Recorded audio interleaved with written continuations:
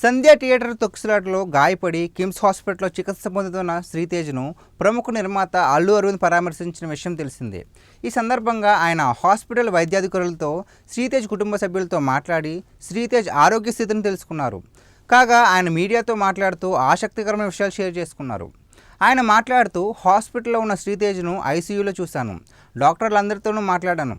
అబ్బాయి రోజురోజుకి రికవరీ అవుతున్నాడు. గత 14 రోజుల్లో లాస్ట్ 10 డేస్లో రికవరీ బాగా కనిపిస్తుంది. బట్ కోలుకోవడానికి చాలా సమయం పడుతుందని చెప్పారు. అయితే శ్రీతేజ్ కోలుకోవడానికి ఏమైనా చేయడానికి మేము సిద్ధంగా ఉన్నాం. దీంతోపాటు ప్రభుత్వం కూడా మేము కూడా శ్రీతేజ్ను సంపూర్ణ ఆరోగ్యంగా చూడడానికి రెడీగా ఉన్నామని చెప్పడం అభినందనీయం. చాలామంది అభిమానులు, బంధువులు, మిత్రులు అల్లు అర్జున్ ఎందుకు హాస్పిటల్కి వెళ్ళలేదని అడుగుతున్నారు. దానికి కారణం తొక్కిసలాట జరిగిన మరుసటి రోజే ఉదయమే అల్లు అర్జున్ హాస్పిటల్కి వెళ్దామనుకున్నాడు.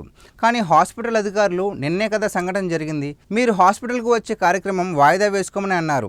కరెక్ట్ అనిపించింది, అందుకే రాలేదు. ఇక ఆ రోజే అల్లు అర్జున్పై కేసు వచ్చింది.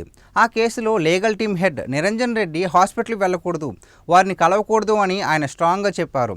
ఆ తర్వాత మేము రావడానికి ఎన్నో నిబంధనలు ఉన్నాయి. ఇక బన్నీ ఒకరోజు బాధపడుతూ ఉన్నాడు. నేను చూడలేకపోయాను, మీరైనా వెళ్ళండి డాడీ అన్నాడు. అందుకే నేను ఇక్కడికి రావడానికి ముందు తెలంగాణ ప్రభుత్వం పర్మిషన్ తీసుకున్నాను.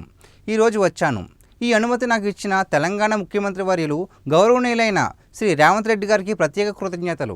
అలాగే పోలీస్ శాఖ వారికి, హాస్పిటల్ యాజమాన్యానికి, సీఈఓ అభిమన్యు, మెడికల్ డైరెక్టర్ సంహిత్కు అందరికీ నా కృతజ్ఞతలు తెలియజేస్తున్నాను అంటూ ముగించారు.